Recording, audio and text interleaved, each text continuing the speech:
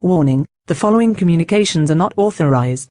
Please disable your signals and report to your local re-education center immediately. Failure to comply will result in immediate reprimand and capital punishment. We are live. We are live. We are live. How are you, Eric? Where are you? Where were you? Am I here? You're here. I'm great. I'm a little sunburnt, but other than that, I'm great. I do feel like, I get a couple shades darker and suddenly it's like harder to use the internet. Good thing I got ID at my more acceptable lighter skin tone, Oh, that's funny. It never is. All of a sudden, it's harder for you to find ID. Yeah, exactly. Everything gets a little bit more difficult. I know a lot of people are going to join off the hop because they want to hear more about Rebel News YouTube suspension. I've been going live on the Rebel News accounts every day we've been suspended. It's been a little crazy. It's been a little cool. It's been a little interesting. I'll tell you as much as I can tell you and as much as I know, essentially. If you guys got super chats with questions, I'll answer them as best as I can. But basically, Rebel News got suspended for showing video according to YouTube, and we can screen share that once I figure out how to do that. And basically, so the video that got Rebel News suspended, and none of this is proprietary information, and we'll play it here, is this video. And the video is about the fact, so it's about the fact that when Trump got banned from, YouTube, Twitter, literally everything on social media, and even his store and stuff like that, Ezra Levant posted a video on YouTube that said, listen, if if Donald Trump can get suspended or deleted off the internet, anybody and everybody can get deleted off the internet and depersoned as such. I'll try to put that in there just so people can see. So ironically enough, the video about Ezra Levant saying that anybody could be taken off the internet is what YouTube uses as an excuse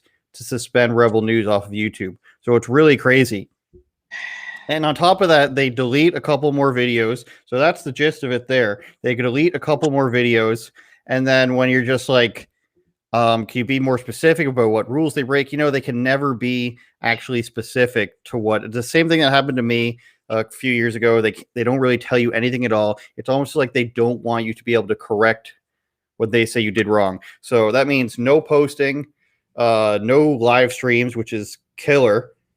And no doing it on any associated channels. So anything like the channels that you've associated on the same account, like the Rebel News Clips channel, can't use that, can't live stream around that either. They consider that skirting the rules. So basically what's happened is Rebel News has moved over to Rumble and Odyssey, and I'll show that page too, just so you guys know what it looks like. I'm not familiar with that just yet. See, Odyssey, here's the Rumble page. You guys can go subscribe there. And it's crazy to see like the numbers on the percentage of the audience that watches on Rumble is way higher than YouTube. And it has to make you believe that it's because you're deranked and shadow banned on YouTube. On the Rebel News Daily live stream, it's usually like anywhere between 1,700 to 2,500 live stream viewers at any given time on like a regular day. Special events like elections, way higher than that, right? But on Rumble, it's like the same numbers with way less subscribers. So it's crazy, and it makes you have to believe that YouTube's throttling you.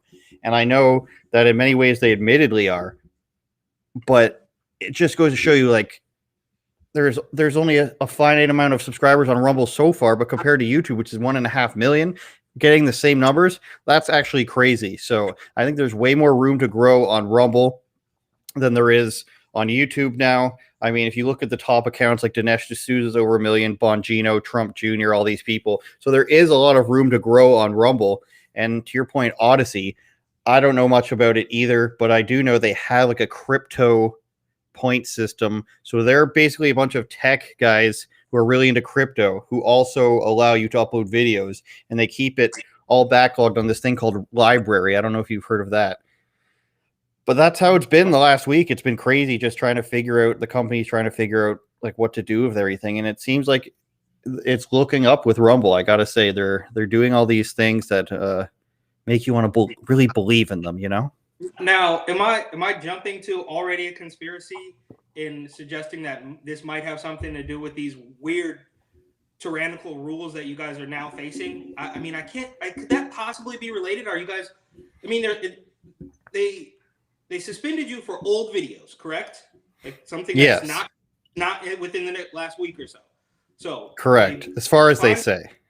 They find an old video, pull that, which ironically is about censorship. Yeah. As you guys are going through this whole new, I think that they just know you guys are going to jump out the window and try to call out the BS on these new lockdowns. So they just, I mean, maybe that's a little far-fetched, but the timing's weird. Well, yeah, there was so much coverage about the Montreal riots and stuff that was coming, and the police overreach and everything that's going on, that you might think it might be related to that, even though like it's an American company. There is still a YouTube Canada. And another thing that people have asked me or pointed out to me and pontificated about is like, everybody thinks there's an election coming up, and we all know that the censorship was, everybody says, I think Fog City Midge said that in preparation for the election, a lot of people are getting shadow banned on Instagram and Facebook. So people have been telling me that might be the reason why is there's a Canadian election, a federal election coming up, and maybe they're just getting out ahead of it. Having said that, Sebastian Gorka is not involved in Canadian politics, and he got permanently banned, I think, from YouTube last Friday, because I was watching an interview of him and Trump, and they were talking about that.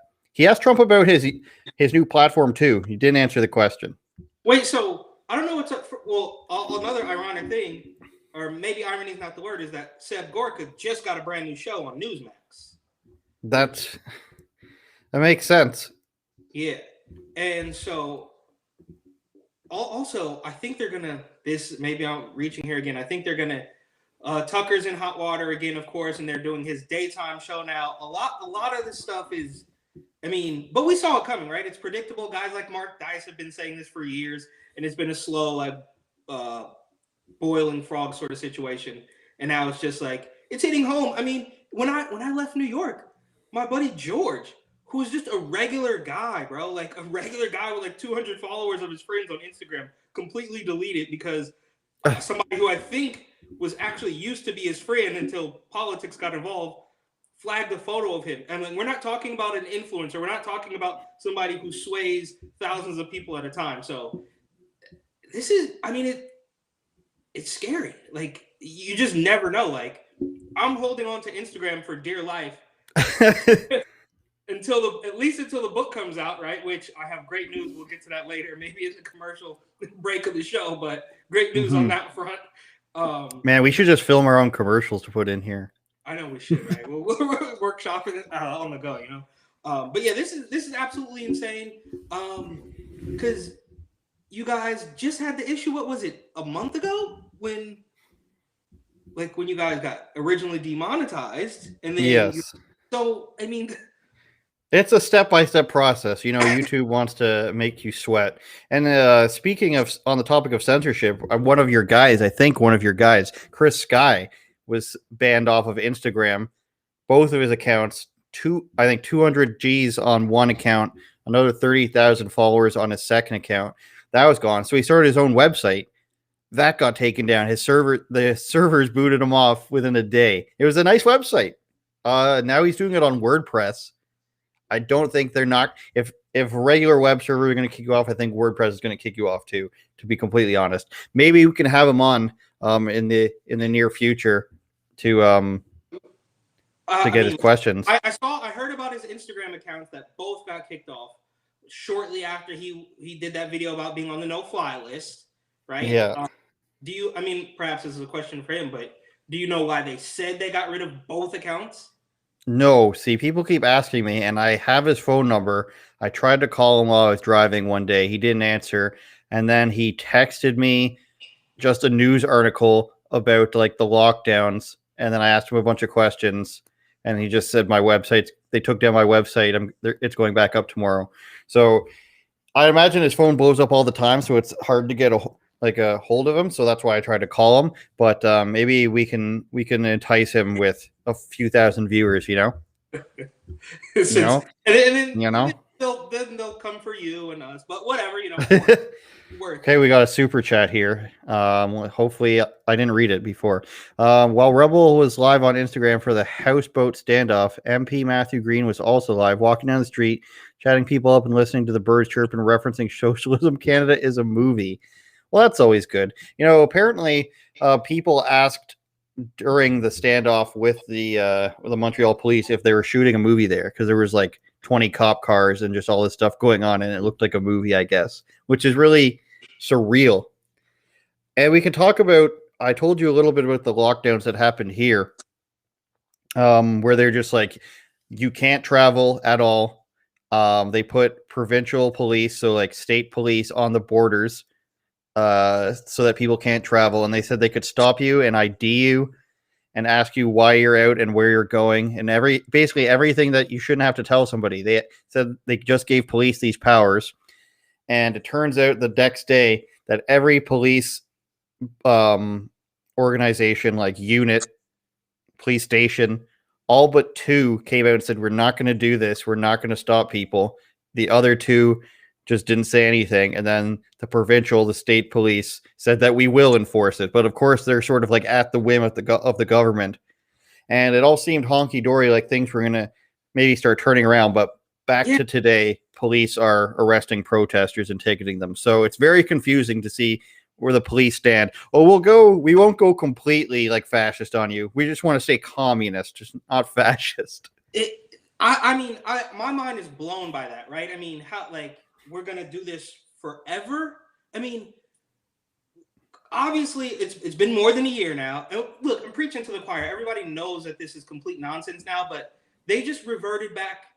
They didn't take one step back and say, oh, wear a mask when you get to the front door of a restaurant. They said, don't leave the house. And now the house. Yeah. Like, that wasn't like a little step back. That wasn't like Cuomo, reopening it, but reopening with a curfew. That was like light years backwards to what should be happening. They bragged about it being the toughest restrictions in North America. It's really sad that like that's what we're bragging about and saying, well, we've got to toughen up. The first call that actually came in from the press was, are you encouraging your people to snitch on their neighbors? And she basically said, I think I saw that clip. The Solicitor General just says, people should have personal responsibility. So she didn't say snitch on your neighbors, but she also didn't say don't snitch on your neighbors, because ideally that's what they want. That's their goal. Do you think it's a money grab? I mean, they can just hand out these fines, or like, I mean, look, I think about New York. Obviously, I compare everything to New York, right? But it seems like they have a huge budget deficit, so they need to they got guys camped out on the sidewalk waiting for you to park in a tollway zone for 3 minutes to not even 3 minutes, 3 seconds. I mean, is it a money grab? Like this? Obviously, it's so blatantly not about health anymore. I mean, where are you guys standing on the on the shots and stuff too? Like, if that's happening, and they're still doing this, then that obviously means that they don't even believe that the shots work. I mean, how does it all get so tangled up? Well, the problem is that none of the restrictions make any sense, obviously. Like, that's the biggest. They're so inconsistent. That's the biggest problem. But they like to blame the conservative parties in Canada, in my province, and the federal party. Love to blame. Their whole thing is, no, there's not enough vaccines. You guys didn't get the vaccine out fast enough. Meanwhile, nobody in any conservative circles is just like, vaccines. Why aren't we talking about this? They're saying, why don't I have any civil rights? Why are you giving away all this money? Why are you fining everybody? Why are you breaking up protests? Nobody's talking about the vaccines, but that's what they stick with. They were even for a week touting the CNN story about how Canada is so behind on their vaccine distribution, which to me is just like, the globalist policy of being like, how young man, how come you're not vaccinating your country like we told you to? So it's all about the vaccines. And then yesterday, a federal official said that Moderna and Pfizer have both fulfilled what they promised in vaccines. Yet everybody's saying we don't have enough vaccines. It makes no sense. So they did what they were asked to do. They kept up their side of the deal, the vaccine companies, but somehow we don't have enough vaccines. We're not rolling them out fast enough. They're all behind, and they're all sitting in freezers. They don't have a way to transport them. So none of it makes any sense, and nobody actually cares on the conservative side about vaccination status. I feel like a lot of older people do, and that's their right if they want to take that and stay, and if they think it helps.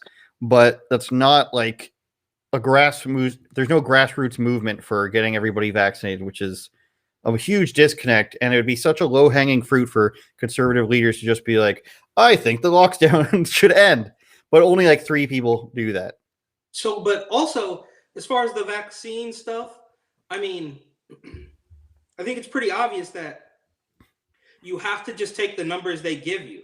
I mean, now correct me if I'm wrong, but even an organization like Rebel, I mean, who is really going to be able to actually get a hold of the real numbers? Again, like Andrew Cuomo and de Blasio, they can say, well, 1,246 people were vaccinated on this day. And it's like, you just have to take their word for it. Like, there's no way that anybody, I mean, what is some kid in Brooklyn going to go, even if you go to City Hall, they're still going to just feed you the numbers. There's literally no way around it.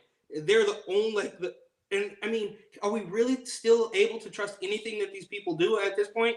Right? I mean, from Fauci flip-flopping and Cuomo and nursing homes and all this stuff, and now they're just blurting numbers out at you every single day that you have no possible way of verifying. You just have to take their word for it.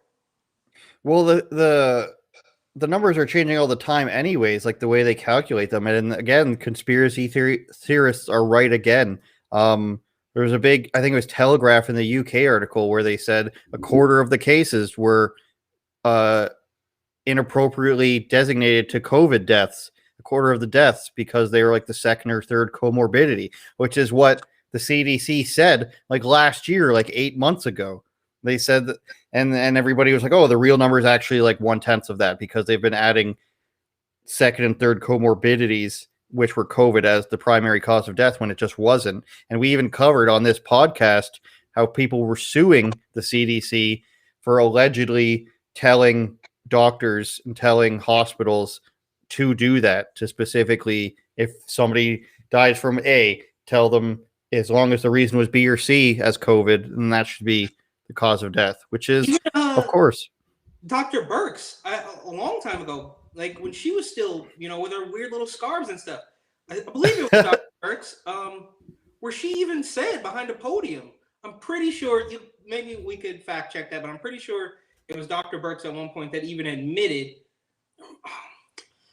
I did see like a political figure behind a podium. I don't remember if it was Birx, but basically like admitting that and if I'm honest, it might have happened multiple times, them blatantly admitting that they're, if you died with COVID, we're saying you died from COVID. And it's just a complete mess. Obviously the PCR tests, and I mean, nothing is trustworthy right now. So for these guys to come out and say that the police can question you for leaving your house, I mean, that to me seems like there's just no way back. Well, the funny thing is, as I try to look this up for Britain, it's coming up from 2020 as the as the time when they first said that they were overstating COVID-19 death tolls, which is funny because that lines up with what I said. What can you do about this? I mean, even in the face of facts, people don't seem to want. It doesn't seem to matter to anybody. You still get stared at if you're not wearing a mask.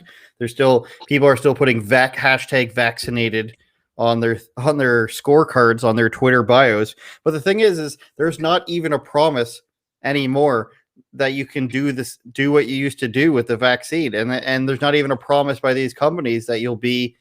I can just picture it for segue. I can just picture us getting the channel getting banned just for this conversation. Yeah. I'm having a feeling right now, but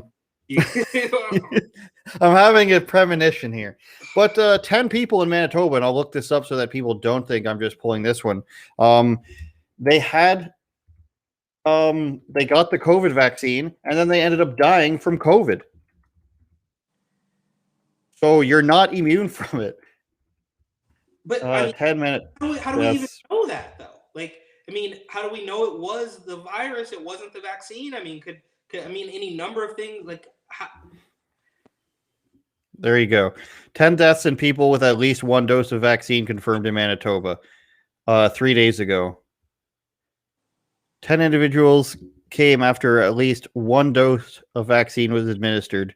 Data shows infections and deaths reported post-immunization, but within 14 days of immunization, as well as those post-14 days since getting the jab.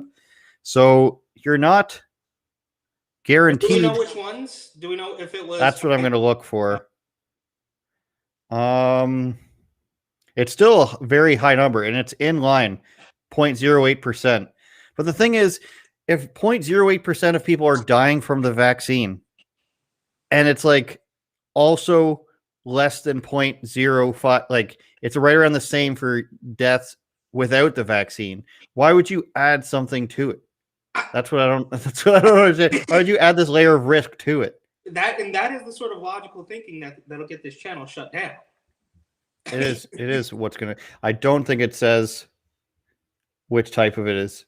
Because Pfizer, it's the Pfizer. Oh, Pfizer BioNTech.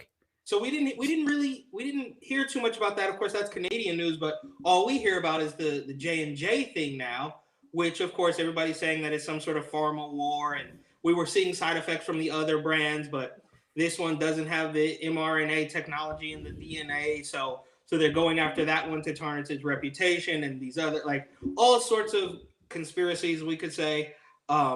But the point is, none of it's necessary. I mean, I hate to just be like, I told you so, but like, even in March of 2020, I was like, this doesn't add up. This is not good. And at the time, I was naive in thinking that it was just about the election, because now looking back, we know that it's much bigger than that. It's more of a like global communist overhaul that just had to get Trump out of the way. And that's a completely different conversation. But even at the beginning, it smelled completely, it reeked of just corruption.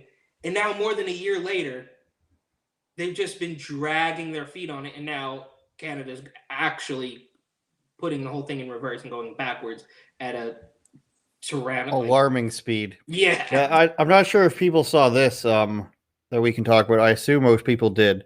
But Pfizer CEO says third vaccine dose likely needed within 12 months, and then says you probably need to get the coronavirus vaccine annually. So somebody tell me, when was the last time there was a vaccine for something super deadly that you had to take annually? There's no such thing. You take all these vaccines when you're a kid so that you don't kill each other with the measles, with all these different things. None of those require you to get them updated every year. Absolutely none of them. I don't have to get any shots to live my life every single year. If they're going to start telling you that you need a shot to live your life every single year, that's just I don't even blame Johnson & Johnson CEO or the Pfizer CEO, because if you're going to keep saying you need to come to my baseball game every year, every 3 months, you have to come to my baseball game, I'm not going to blame the guy selling me the tickets if I just keep saying, oh, yes, of course, I need to show up and watch your team. If governments are going to keep buying this stuff because people keep wanting it, then, of course, they're going to keep selling it to you. I don't understand that when people hear that, they're not just like, oh, you're right, it's just about money. Like, and that would, it kind of, to talk about the clip that I sent you, there's a weird little part I noticed in it where one of the vaccination employees, she's asked, she's like, well, my buddy's asking, like, so who's paying for this? And she's like, well, it's free. And he's like, well, no, but who pays for it? And she's like, well, the government pays for it. So in that one little sentence, right, of course, the government doesn't have money. That's our money. And at that point, you realize that there's a whole nother deal going on behind the scenes. Like, of course, if the government has these huge contracts with these manufacturers, but it sounds good to us, right? Because it's free. You don't have to pay for it. I don't have to pay for it. You don't have to pay for it. So it's free. But really, there's some guy, maybe he's wearing a lab coat, maybe he's wearing, maybe he's got devil horns. I don't know. But he is banking on these government contracts. Then it's very reminiscent of the military industrial complex, right? I mean, it has a similar thing, right? Well, we can't end these wars because then these manufacturers are gonna, it's business almost. It's just literally business. Yeah. Let's read the quote to you because it's free to you, so you can eat free if you don't pay any taxes. So let's read the statement there, and then we'll move on to the border wall, which is hilarious. So a likely scenario is that there will be a need for a third dose. This is the Pfizer CEO. Somewhere between 6 and 12 months after the second one, there will be an annual revaccination, but that all needs to be confirmed. And again, the variants will play a key role. So they're going to try to sell more vaccines based on the variant. You need a new one to keep every year to keep up with all the variants. Comment comes after Johnson & Johnson CEO said that people may need to get it annually as well, just like seasonal flu shots. And seasonal flu shots are effective anywhere between 25 and 75%. So it's just a thing that you're get it if you want. Don't force me to buy it. Pfizer said earlier this month that its COVID-19 vaccine was more than 91% effective and more than 95% effective against severe disease up to 6 months after the second dose. So something that you're going to survive 99% chance, unless you're. Listen, I'm not saying if you're really old or you have a weak immune system that you shouldn't get it. Get it if you want. It doesn't change my life at all. But a 91% effectiveness, how does that math work out when you've already got a 99% chance of survival? I don't know. But when you factor in the fact that you could have terrible side effects from it, again, could allegedly, Pfizer, Moderna, don't hurt me, but what's the risk here? I mean, I guess it's free, you guys. You want to talk about? Go ahead, and we'll talk about the border after. Oh no! Just not only is it free, but you can also get a free donut, and you can get a Samuel Adams beer, so you can get more poison in your body after you get the vaccine. But I hate Sam Adams beer. I don't know. I mean, I must have had it before. I don't know. All right, let's check out what's going on at the border, since we all know border walls are racist and keeping people out of the country is racist. So let's check out what's going on at the border. Surely Biden's got a great plan happening right now. They don't want something to say there. Border because we're back in riots now, right? So they don't want us to talk about the border anymore. That's why we should talk about the border. The progressive left is once again exercising its influence over the Biden administration. White House correspondent Kevin Corke tracking the latest developments tonight. Good evening, Kevin. Evening, Mike. Now, what a difference a few hours can make. Now, that's true just about everywhere, but today in particular here in Washington, you see, first the White House suggested it wouldn't raise the refugee cap. Then it said it would. Is Kevin Corke CGI? This flip-flop is actually part of a much larger pattern by the administration to cave to the progressive wing of the Democrat Party whenever the pressure gets too great. Early afternoon, Dateline, Washington, D.C. The Associated Press headline blared, Biden signs order to speed refugee admissions, but doesn't lift Trump's historically low refugee cap for a year. Mr. President, how did you The emergency presidential determination on refugee admissions for fiscal year 2021 appeared to leave intact the Trump administration's refugee cap at 15,000, significantly less than Biden's campaign promise to reverse the cap and allow more than 60,000 this year alone. That brought on an avalanche of protests from his own party.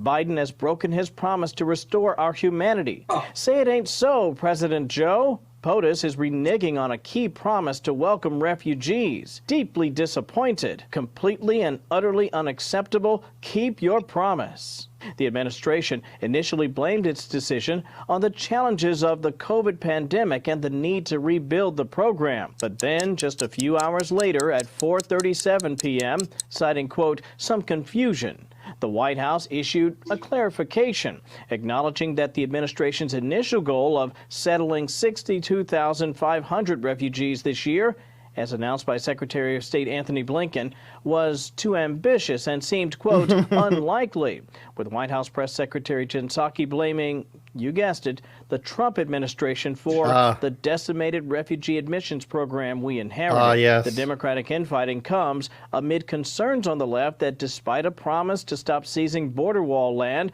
the Biden Justice Department is still doing it, with the government this week seizing 6 acres from a family in Hidalgo County, Texas, fueling fears that the government will continue building one of the most enduring symbols of the Trump presidency, the border wall. All right, the border wall. So let's just unpack that for a quick second. So Trump was letting in 15,000 refugees a year. Biden made this promise.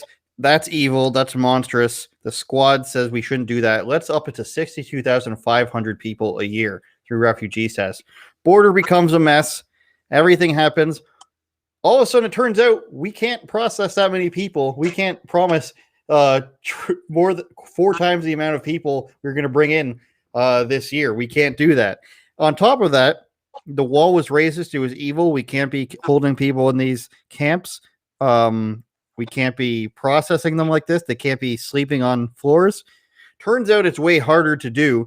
Now there's people sleeping under bridges, sleeping in dirt, overcrowded facilities, and Biden is seizing land. I mean, that's another thing to get into, whether that should be allowed, federal agencies seizing land. But they're continuing the wall. There's all this wall up, and they're seeing that there's just these gaps that they've left because they stopped construction as soon as they've got into office. And they're just like, maybe we should just fill in those gaps to make it a lot easier so that we don't have this insane border crisis. Eric, is this Biden's building the wall? So Biden is building the wall, but I would be remiss if I didn't mention the fact that he's still walking around wearing 2 masks. Okay, so are you nervous? So was my cashier at the grocery store yesterday. Yeah, the double mask thing has really got to end. But so, I mean, look, I feel like I nonstop am beating this hypocrisy horse to a paste.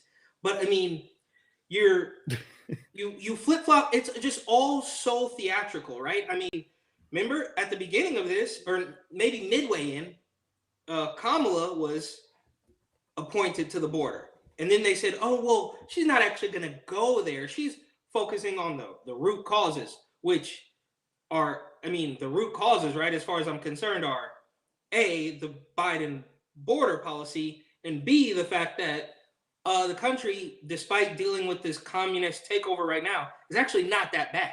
And despite you saying that it's racist, all these little brown people want to show up here. So we could talk about the root causes in that sense, but she just wants to go travel to Peru or something and get lunch and pretend like that's, well, we didn't, like, they literally appointed her to the border and then said, well, that's not really what we meant. And it's the same thing. I mean, they just continue to just lie, cheat, and steal. So border walls were racist until something happened in January, and now we need a wall to protect them.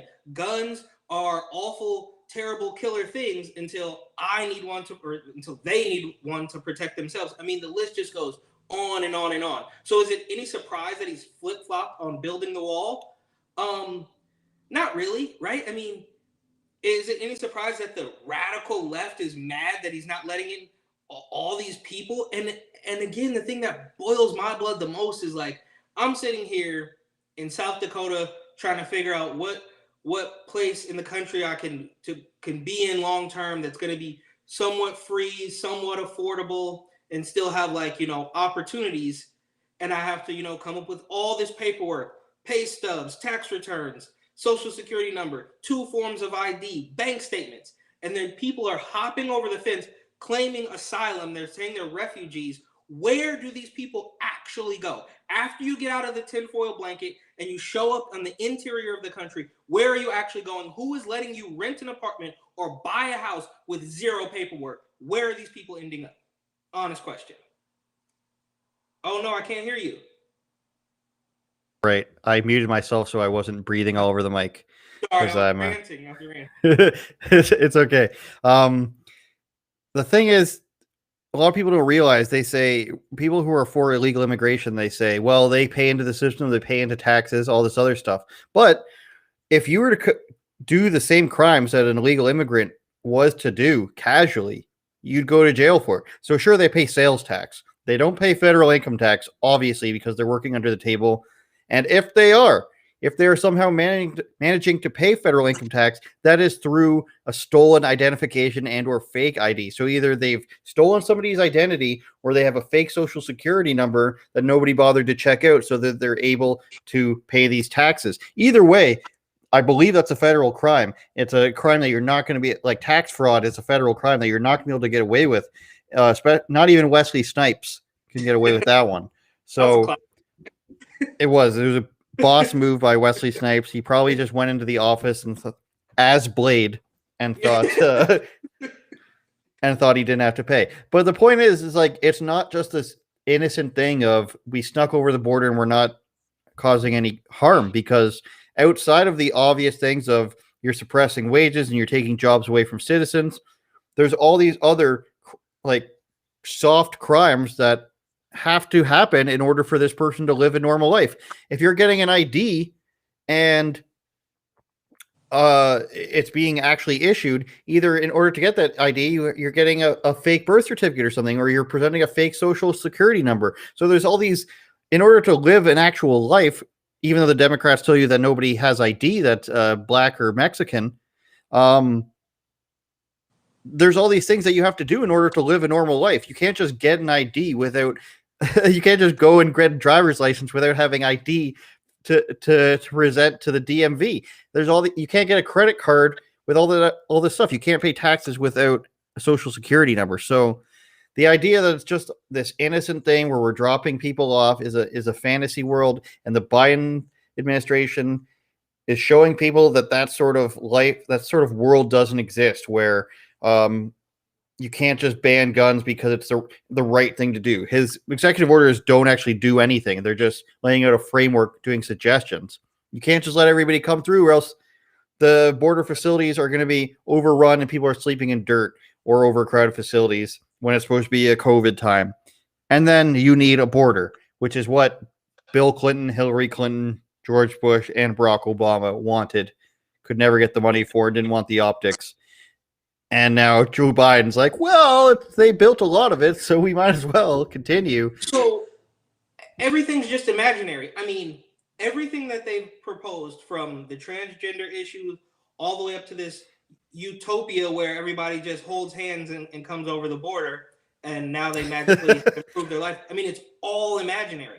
It's all completely unrealistic, but they're still running with it. I mean, that's what really gets me too, right? Is because this is well beyond the fly-by-night idea of a high school or a college utopian. These are lifelong bureaucrats. These are 80-year-old politicians pretending that this stuff makes any sense, and that has gone well past the realm of stupid and deep into evil territory. This isn't like this isn't a college kid saying like, yeah, man, like let's just play guitar. These are 80-year-old people that know how the world works, that we can run back the tape of them in the 80s saying the complete opposite thing. And now because AOC is in Congress, I mean, how did it even get like this? Oh, well, it was Donald Trump, right? Because Donald Trump could say, no matter what he did, they had to do the opposite, right? So like the joke says, he was like, well, Donald Trump comes out in favor of impeachment, so that way the Democrats don't want to do it. I mean,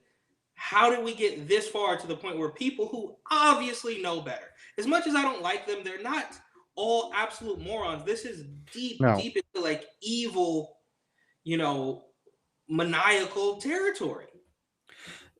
It always comes back to, and it has been from 2016, and I can still remember myself talking about this, is either they're bad at their jobs or they're dumb or they're lying. I mean, they're either dumb or they're lying. And when you've got somebody like, what's his face? Jerry Nadler. You've got Nancy Pelosi. They've been in government for hundreds upon hundreds of years to pretend that they don't know what's going on. To pretend that they don't. I mean, they were all in office when they did an assault weapons ban and it didn't do anything because it's not a real thing. So now Joe Biden's just like, let me put out this document that gives people a framework of how to. You guys do the work. You can ban this stuff in your own state because it's not going to work if I do it federally. It's all a pretend world, and you're right. And of course, there's corruption on Republican and conservative sides, but there's also discussion Whereas on the other side, it's if I name something with a nice, fun name like March for Our Lives or the Women's March or Black Lives Matter, you have to believe it. And any other questions about it, it's just bigoted and mean and racist because we're trying to do the right thing here. It doesn't matter what they actually do as long as they say they're doing it. Yep. It's the play It's on all words. perfect. It's the play on words. They live on euphemisms. That's where they like get their lifeblood from. But also, I mentioned this on my Instagram. Are we sitting here pretending that it's sheer coincidence that at the exact same time they are bussing in thousands of people, and then they bring back the border wall a little bit, but they're letting in thousands of people. They're all sleeping there in little foil blankets. At the exact same time, they're telling you that you don't need an ID to vote. That's correct. And those are those? I mean, are those independent of each other? I don't personally think so. I think they clearly know what's happening, and they've been so empowered by this theft of the positions that they hold that there's no Matt Gaetz and Marjorie Taylor Greene might have been the closest people to raise a red flag and try to stop them, but of course they get smeared, and then CNN even admits that that's not real, and they're just trying to, because all they want to do, I forget who said it, but all they want to do is get the soundbite of you denying an awful thing. It doesn't matter if it's true. You had to go on record saying you didn't do this terrible thing, and that sounds awful. And all the people, the impressionable kids who just are able to vote now at 18, shout out to Pelosi who wants to lower it to 16 now as well. Of course.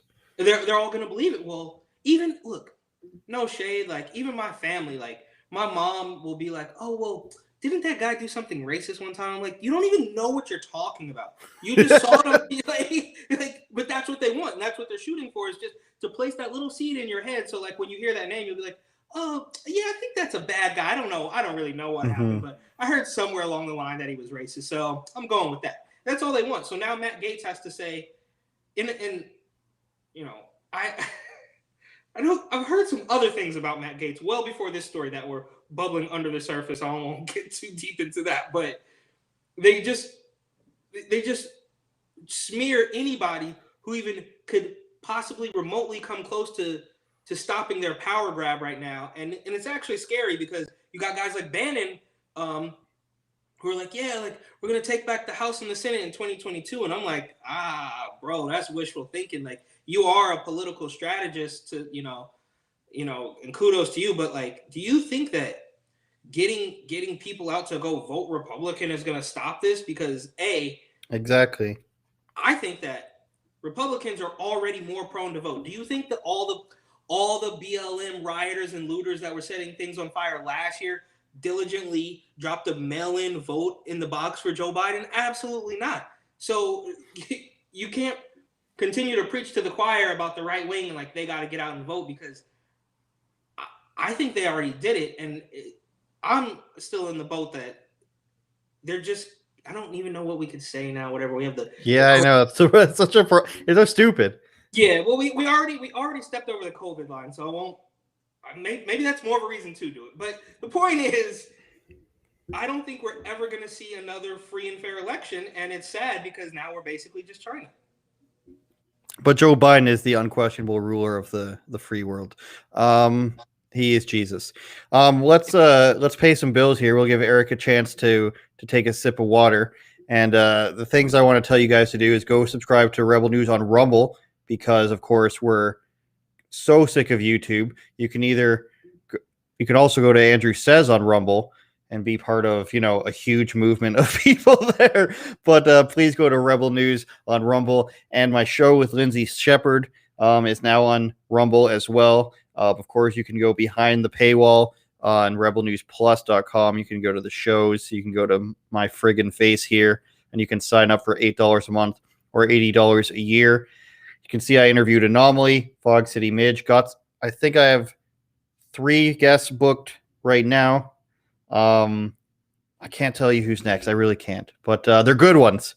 Somebody who's in Texas. Somebody who's a rapper who wears a MAGA hat a lot. And I won't tell you the third one. But rebelnewsplus.com, or you can just go there and it's rebelnews.com/Andrew_says. And we're going to talk about Eric's book, and then we're going to talk about George W. Bush. He's back in the news. Eric, what's your update here? We're trying to watch everything. Yeah, so of course, still gotta plug the book. My final proof, which should be the final proof, did arrive in the mail while I was out in Florida getting this beautiful tan. But unfortunately, it's at the UPS store and they don't open until tomorrow. So if all goes as planned, I will be able to pick up the final proof with all the corrections tomorrow morning.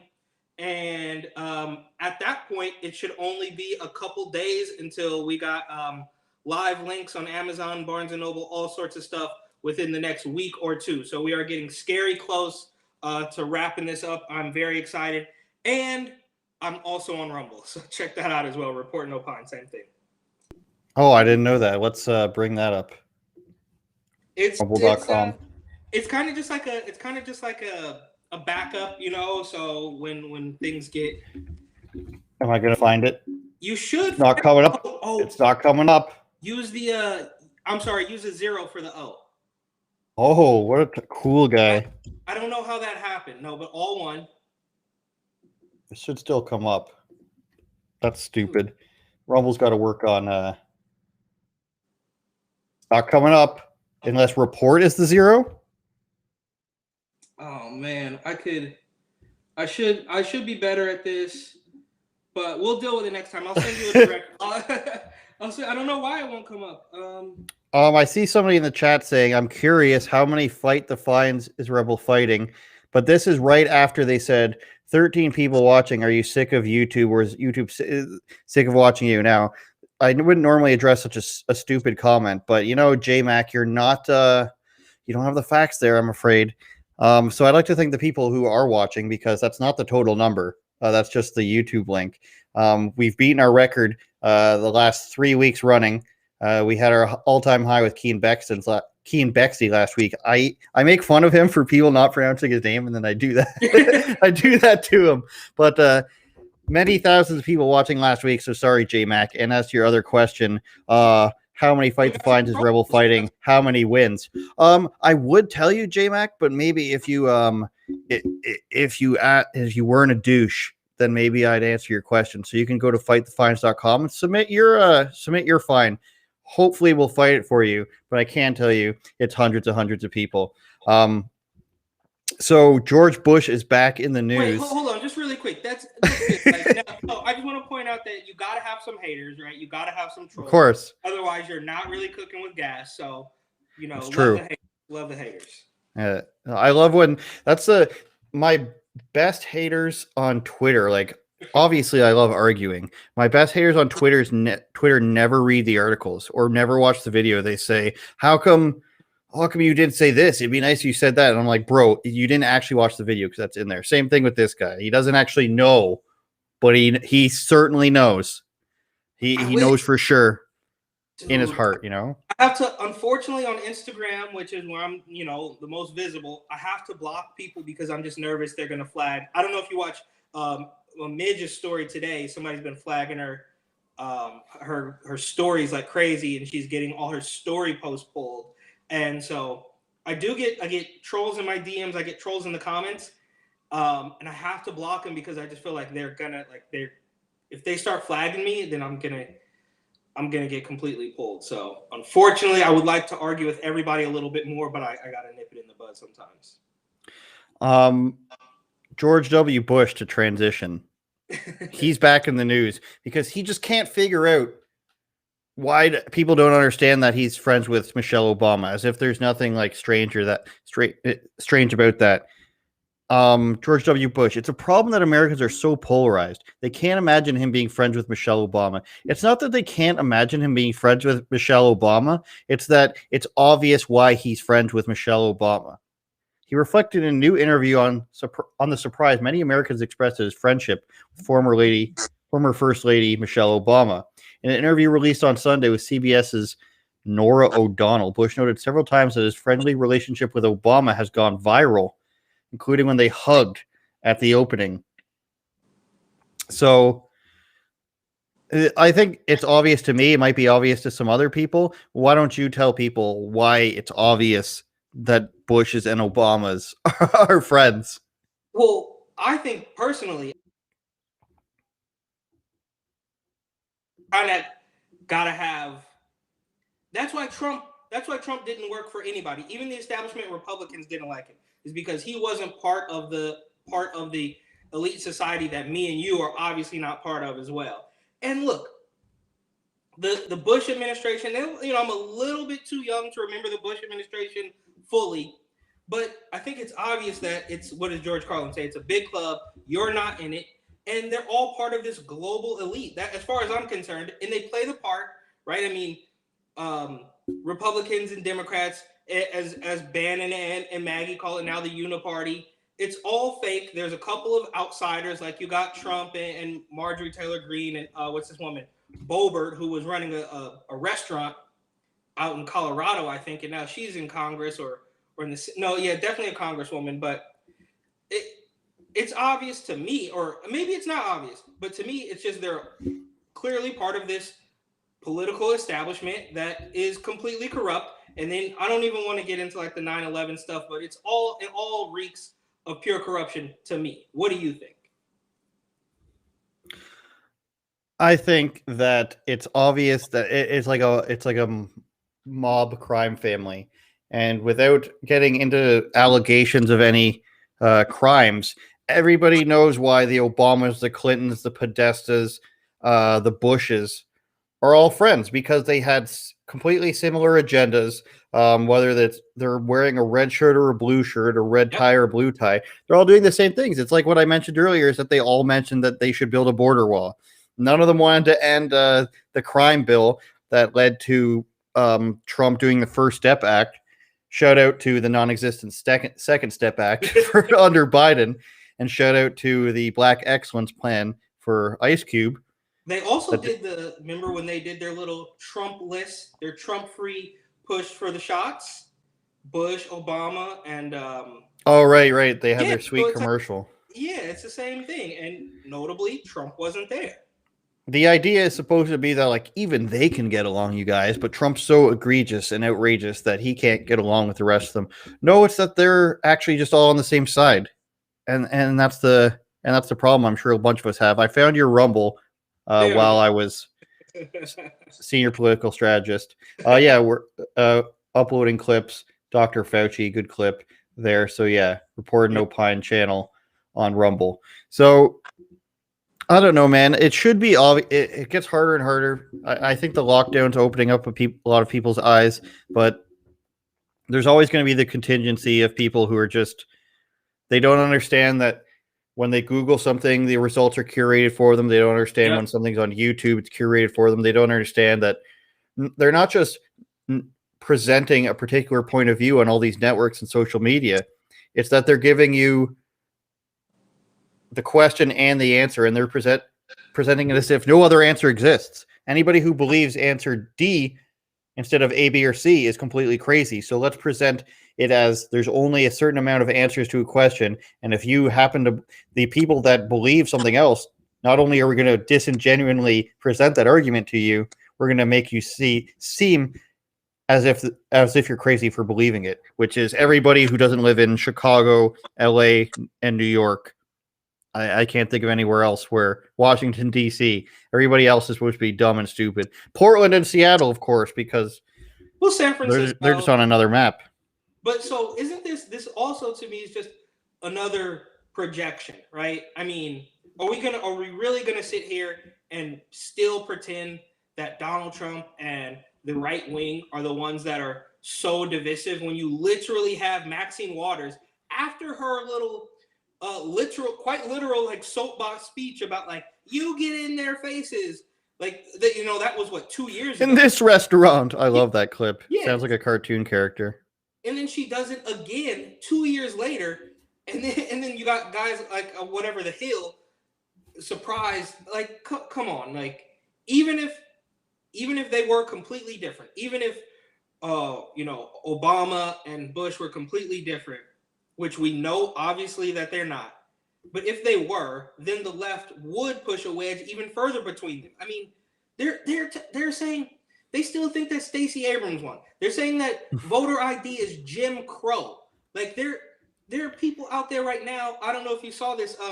One of the, I guess, a Derek Chauvin defense attorney, I believe, who used to live in California. They vandalized his house. He doesn't even live there anymore. And do you see that happening on the right? I want to know who's like instructing people to do this, and like just everything has to be fearful now. You have any opinion that other people disagree with, you must be in fear for your life. Like whose heart and minds are they winning? It's just like a scare tactic so that like you literally can't disagree, because you're not changing people's minds with that stuff. You're just, you're not going from 10 versus 10 to 11 versus 9. You're going from 10 versus 10 to 10 versus 9 by eliminating a person from the playing field. No, it doesn't make any sense. But I think, like you said, it's obvious that they play for the same, back then. I mean, maybe this is a reach, but back then it was just the war machine, drone strikes and stuff. And now the virus and the pharmaceuticals and the naloxone that a lot of people don't perhaps know about, but naloxone, Narcan, is a huge pharmaceutical that they're pushing, that the Surgeon General was pushing in a video about making a homemade mask. He's making a homemade mask out of a t-shirt that says "Got naloxone." They're plastered on ads all over San Francisco, all over New York. It is an opioid reversal medication. Protesters at the Floyd occupation in New York last summer were pushing the same thing. So it just kind of shifted.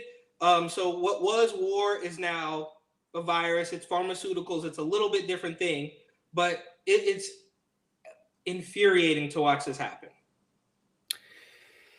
It never ends. And then maybe I should come out with a t-shirt that says everything's a lie, because that's what I've been kind of been saying. It's like everything is just a PR campaign.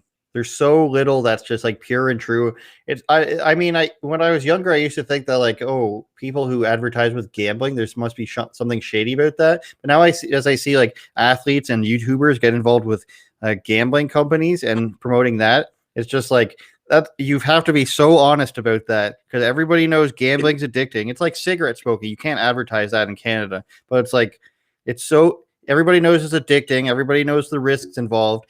And if you get involved with gambling with your money, it's your own risk. So, I think like the transparent things that have forced transparency are like the only things that seem to be, you can hang your hat on now.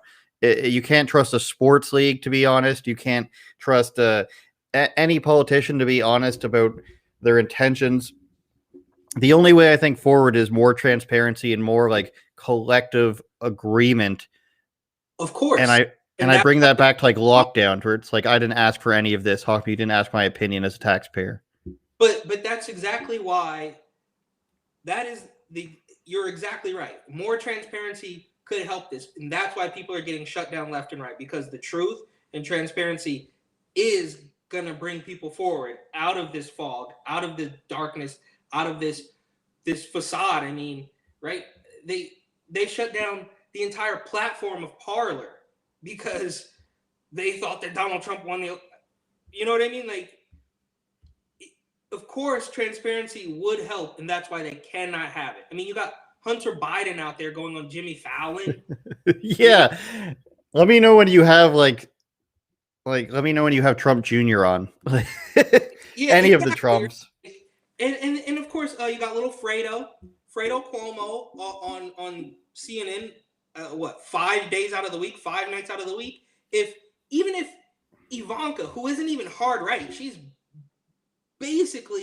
like almost a Democrat. If she were on TV 5 nights out of the week, we would never hear the end of it. You know what I mean? Like I'm surprised Don Jr. was even able to get a book published. Well, they didn't. Wasn't Matt Gaetz, or was it Josh Hawley? I believe they do kind of look a little bit similar. That they pulled his deal, yeah. They pulled his book deal, but they let Hunter Biden write a book about his crack smoke. They let Andrew Cuomo write a book about saving people from the virus, even though he was Academy Award winner Andrew Cuomo. Yeah. So I mean, how is that possible? And it doesn't make sense because I mean, I wasn't buying it from the beginning, so it didn't matter. But he wrote a book saying that he saved the state, and then kept locking people down and kept. So it's like, well, it wasn't over, dude. Like, you wrote it halfway through. You killed all the old people. You killed all the businesses. It wasn't over, but you sold a book, and obviously, you know, my book is going to be better than Hunter's or Andrew Cuomo. There's your commercial right there. Yeah. So I just, Are you sick of politicians writing books? Exactly. Are you sick of Hunter Biden's meth addiction and prostitute addiction coming up on Jimmy Fallon and Jimmy Kimmel? Exactly. Well, if I got a book for you. It's amazing.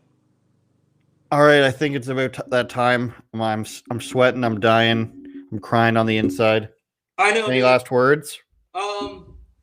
No, dude. Book coming out soon. I'm gonna plug it until it actually comes out, and my fingers are crossed that there will be no more hiccups.